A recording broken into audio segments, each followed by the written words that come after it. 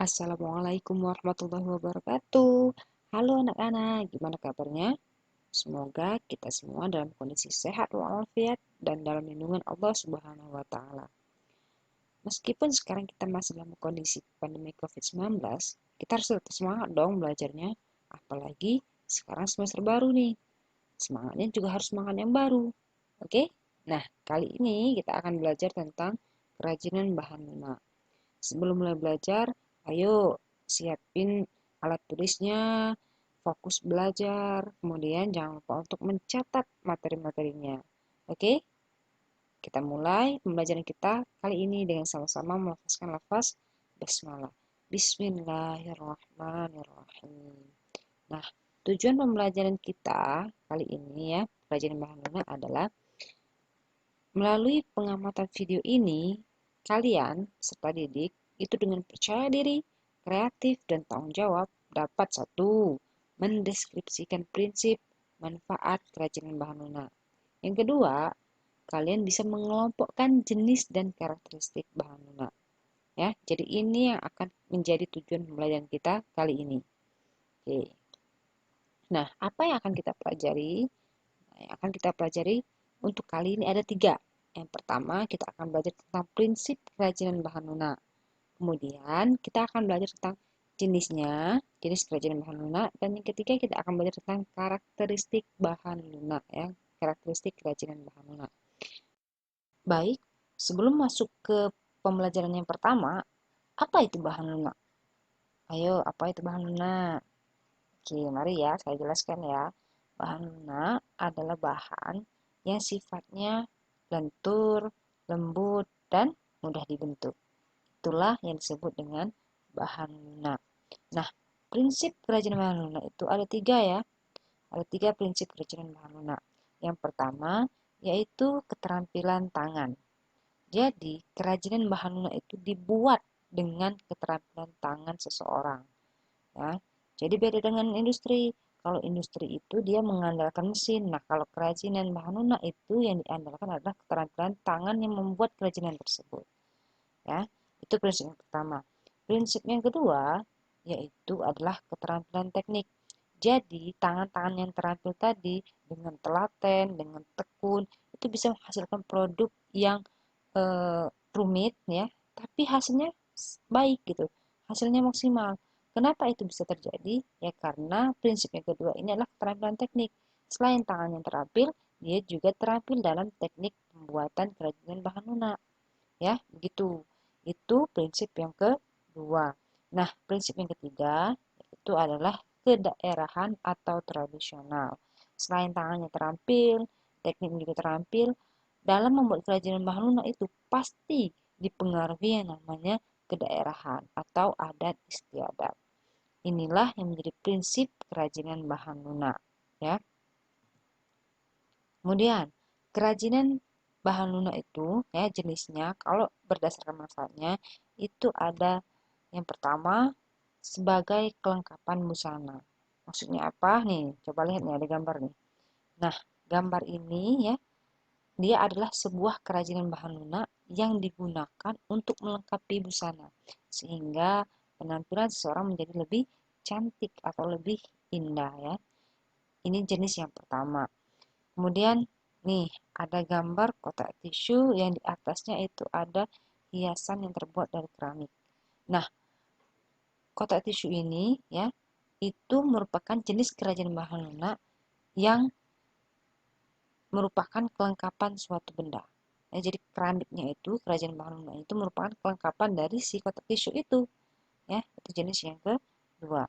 Kemudian jenis yang ketiga yaitu bahan lunaknya, kerajinan bahan lunaknya itu merupakan kelengkapan rumah bangunan. Contohnya apa? Contohnya nih, ya, ada air mancur yang dibuat bentuknya seperti katak, ya. Dan ini digunakan untuk melengkapi rumah atau sebuah bangunan, ya, agar rumah atau bangunan tersebut tampak lebih indah, ya. Nah, kemudian nih lihat perhatikan lagi ada lilin-lilin tuh ya. Nah, itu kerajinan yang digunakan itu digunakannya sebagai kelengkapan ritual atau misalnya contohnya upacara adat kayak gitulah ya. Jadi kerajinan bahan lunaknya digunakan untuk kelengkapan ritual ya. Nah, kategori kerajinan bahan lunak itu berdasarkan prinsip pemanfaatannya itu ada 6 ya, ada 6 kategori. Yang pertama itu menambah keindahan. Jadi bahan lunaknya itu, kerajinan bahan lunaknya itu digunakan untuk menambah keindahan ya, seperti tadi kelengkapan busana tadi ya. Nah, itu yang pertama. Yang kedua, kategori yang kedua yaitu adalah memberi kekhasan pada suatu benda. Jadi bendanya menjadi lebih khas ketika ditambahkan bahan lunak ya. Kemudian kategori yang ketiga yaitu adalah menjadi persyaratan pemakaian. Jadi kalau tanpa bahan lunak tersebut barang tersebut tidak bisa dipakai. Nah, itulah yang disebut dengan menjadi persyaratan pemakaian. Yang ketiga ya. Nah, yang keempat sekarang kerajinan bahan lunak itu merupakan pertanda atau simbol. Jadi dia digunakan atau dibuat untuk menjadi sebuah pertanda atau simbol ya. Itu yang keempat. Yang kelima, kerajinan bahan lunak itu dibuat khusus untuk duplikasi. Jadi dia dibuat untuk menyerupai benda yang sesungguhnya ya. Nah, itulah kategori yang kelima. Dan kategori yang terakhir itu sebagai bagian dari karya seni. Yang jelas ya, kerajinan itu merupakan bagian dari karya seni. Oke, sampai di sini coba kita merefleksi dulu ya. Kalian udah paham atau belum nih? Coba kalian jawab pertanyaan-pertanyaan ini ya. Nih, ada 2 pertanyaan ini. Coba kalian jawab di kolom komentar. Oke, jangan lupa ya dijawab ya. Silakan dibaca dulu, dipahami dulu, kemudian jawab di kolom komentar. Saya tunggu ya. Oke, itu tadi kita udah bahas tentang prinsip kerajinan bahan lunak. Sekarang kita akan masuk ke jenis kerajinan bahan lunak ya. Masuk ke jenis kerajinan bahan lunak ya. Jadi ada 2 jenis kerajinan bahan lunak ya. Ada 2 jenis kerajinan bahan lunak. Yang pertama adalah bahan lunak alam. Artinya bahan lunak itu berasal dari alam ya. Bisa dari tumbuh-tumbuhan, bisa dari hewan ya. Yang pasti dia berasal dari alam. Nah, jenis yang kedua yaitu bahan lunak buatan. Maksudnya apa? Maksudnya dia sudah ditambahkan dengan zat-zat kimia atau sudah diolah terlebih dahulu oleh tangan-tangan manusia. Yang aslinya dia tidak langsung dari alam kayak gitu ya. Nah, apa contoh-contohnya? Contoh dari bahan lunak alam adalah tanah liat, kulit, getah nyatu, floor clay, dan lain-lain. Nah, kalau bahan minyak buatan contohnya adalah fiberglass, plastisin, sabun, parafin, sebanyak lagi ya. Nah, itu contoh dari bahan lunak alam dan bahan lunak buatan. Oke, dari penjelasan tersebut, kita coba refleksi yang kedua ya. Coba masuk ke refleksi yang kedua. Kita lihat kalian udah sampai mana sih pahamnya? Nih, refleksi yang kedua. Nih, lihat soal-soal ini dan coba kalian kerjakan, coba kalian jawab. Jangan lupa tulis jawabannya di kolom komentar ya. Saya tunggu. Silakan dibaca ya. Baca, dipahami, kemudian jangan lupa jawab di kolom komentar. Oke, kita masuk ke pembelajaran yang terakhir untuk kali ini ya, atau pembelajaran yang ketiga, yaitu kita akan belajar tentang karakteristik bahan lunak. Karakteristik bahan lunak yang pertama yang akan kita pelajari adalah bahan lunak alam. Ya, nih, lihat nih, ada tanah liat dan kulit ya. Akan kita bahas terlebih dahulu. Tanah liat itu ya punya warna yang beragam. Kemudian tanah liat stoneware memiliki daya bakar hingga 13.000 derajat Celcius. Sedangkan kalau yang earthenware itu hanya sampai 9.000 derajat Celcius. Tanah liat itu mudah hancur jika tidak melalui proses pembakaran. Makanya biar awet, pembuatan kerajinan bahan lunak tanah liat itu diakhiri dengan proses pembakaran. Ya. Kemudian tanah liat itu cara mengerjakannya untuk menjadi kerajinan itu dilakukan dengan campuran air ya, dengan campuran air. Dan pewarnaan tanah liat itu dapat dilakukan dengan glasir untuk pembakaran ya sampai 13.000 derajat Celcius tadi ya. Dan dapat pula hanya dibakar biskuit kalau suhunya hanya 9.000 derajat Celcius. Lalu diberi warna cat secara langsung. Inilah karakteristik dari tanah liat. Oke, kita lanjut ke bahan lunak selanjutnya yaitu kulit ya. Kulit ini berasal dari hewan yang sudah tersama maksud saya. Jadi kulit itu ya, kulit yang dimaksud di sini adalah kulit yang berasal dari kulit hewan yang sudah tersama ya. Kulit itu punya warna hitam, putih, coklat ataupun krem. Ya tergantung hewan apa yang kita pakai ya. Kalau sapi biasanya warnanya agak coklat-coklat ya, atau putih atau belang-belang kayak gitu ya. Ada putih ada hitamnya kayak gitu ya. Ya tergantung dari hewan yang dikuliti. Nah, kulit alami itu kalau dia dibakar itu baunya seperti sate. Pernah makan sate kan? Nah, bahan kulit ini kalau dia dibakar itu baunya akan seperti bau sate. Dan kulit juga karakteristiknya dia tidak tahan dengan air ya. Dia akan lebih cepat rusak kalau terkena air. Oke, kita lanjut ke bahan lunak alam yang ke selanjutnya, yaitu getah nyatu. Getah nyatu itu berasal dari pohon nyatu yang berwarna putih ya. Kemudian dia mudah diberi pewarna alam. Ketika dia masih dalam bentuk getah, langsung diberikan pewarna alam. Kemudian kalau ingin dibentuk, getah nyatu itu harus dimasak terlebih dahulu ya. Dan ketika dia dipanaskan dia akan melunak. Tapi lama kelamaan getah nyatu itu akan mengeras ya. Nah, ini karakteristik dari getah nyatu. Kita masuk ke bahan lunak alam yang selanjutnya, yaitu flour clay ya. Flour clay itu berasal dari adonan tepung yang dilumat. Ya, tepung yang sudah dilumat itulah yang disebut dengan flour clay ya. Kemudian kerajinan dari flour clay itu karena dia berasal dari tepung ya, dia otomatis tidak tahan dengan air. Kalau dia dikasih air dia akan rusak ya, kerajinannya akan menjadi rusak. Nah, pewarnaan floor clay itu dapat dilakukan dengan pewarna makanan atau sintetis. Inilah karakteristik dari bahan lunak alam. Baik, kita masuk ke karakteristik dari bahan lunak buatan. Yang pertama yang kita bahas itu adalah polymer clay dan plastisin. Nah, polymer clay dan plastisin ini dia punya banyak beberapa warna yang cerah ya. Sudah banyak beberapa lagi ya. Yaitu menunjukkan bahwa polimer clay dan plastisin itu memiliki aneka warna yang cerah dan bertekstur padat lunak. Jadi dia padat tapi dia lunak ya. Kalau polimer clay itu tidak mengandung minyak, sedangkan plastisin dia mengandung minyak. Itu ya bedanya antara polimer clay dan plastisin. Bentuknya ya sama-sama mirip-mirip kayak gitu ya. Nah, kemudian pada saat pengeringan, polimer clay itu dapat mengeras ya. Jadi dia kalau udah kering keras polimer clay.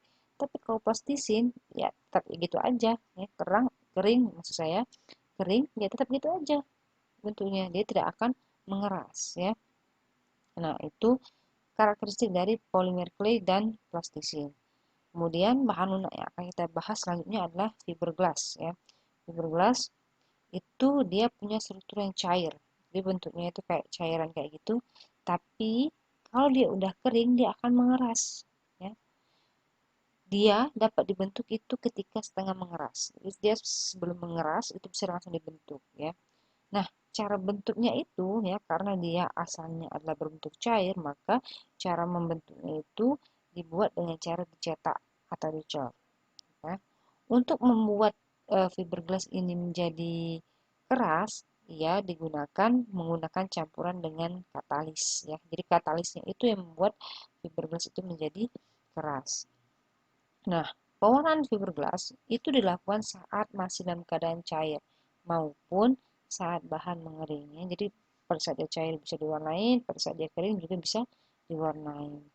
Nah, bedanya dengan bahan lunak yang sebelum-sebelumnya, kalau fiberglass ini kalau dia udah kering ya, dia akan keras sehingga dia bisa tahan lama dan kuat ya.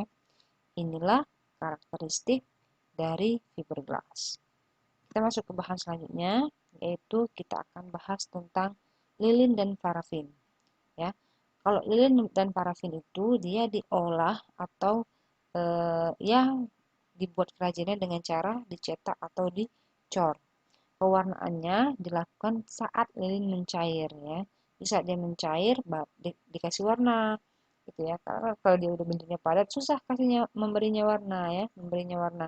Jadi dia dilakukan pewarnaan itu dilakukan saat lilin mencair.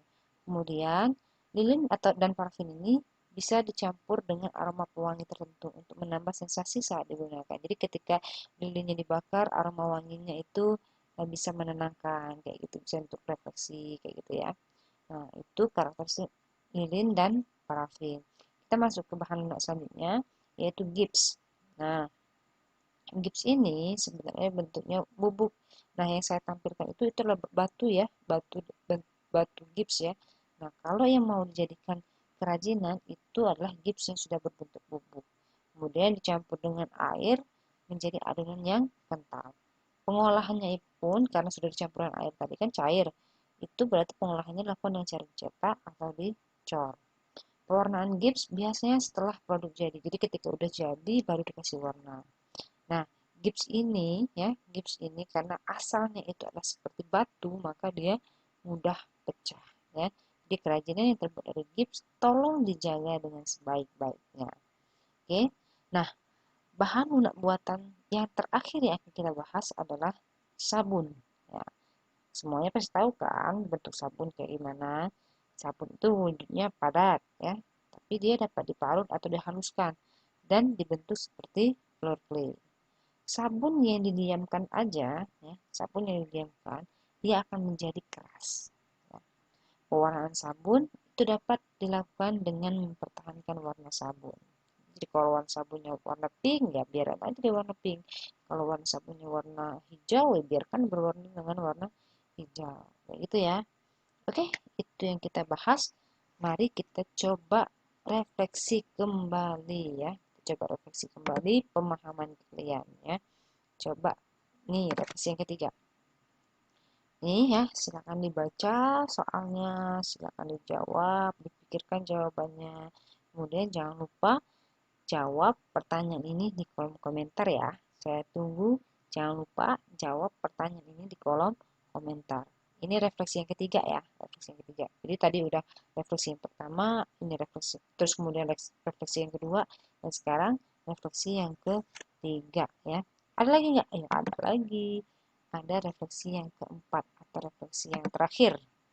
Nih, coba dibaca ya, coba lihat dibaca dan pikirkan jawabannya. Kalau sudah dapat jawabannya, jangan lupa untuk menjawabnya di kolom komentar. Saya tunggu ya. Sekali lagi jangan lupa untuk menjawabnya di kolom komentar. Saya tunggu. Oke, pembelajaran kita kali ini cukup sampai di sini. Ya, jika ada pertanyaan, silahkan dituliskan di kolom komentar atau silahkan menghubungi saya di Google Classroom atau di WhatsApp ya, WhatsApp grup kita ya, atau WhatsApp grup guru kalian masing-masing ya. Oke, uh, semoga pembelajaran kita kali ini bermanfaat, memberikan pengetahuan yang nantinya bermanfaat untuk kalian ke depan ya. Dan mari kita tutup pembelajaran kita dengan sama-sama melafazkan lafaz Alhamdulillah. Alhamdulillahirabbil alamin. Kemudian kita tutup dengan doa kafaratul majelis. Subhanakallahumma wa bihamdika asyhadu an la ilaha illa anta astaghfiruka wa atubu ilaik. Saya mohon saya mohon maaf kalau ada salah-salah kata ya. Saya minta maaf ya. Dan saya mohon ampun kepada Allah Subhanahu wa taala.